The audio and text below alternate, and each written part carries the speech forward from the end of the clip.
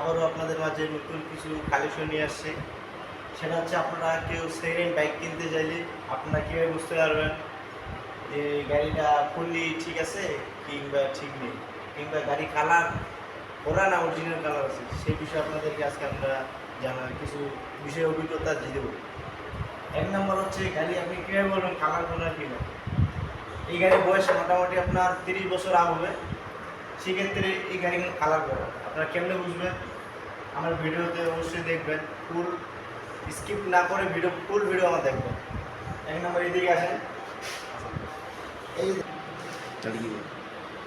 এই যে আমাদের গাড়ির ফুল কালার, গাড়ির বয়স কিন্তু 30 বছর আপ।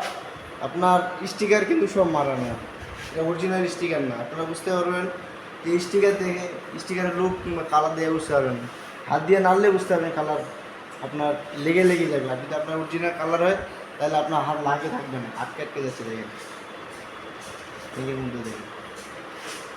তো এই হলো আমার আজকের এই ভিডিও। নেক্সটে আপনাদের আরও ভিডিও দেখাবো অবশ্যই। সবাই ভালো থাকবেন, ধন্যবাদ।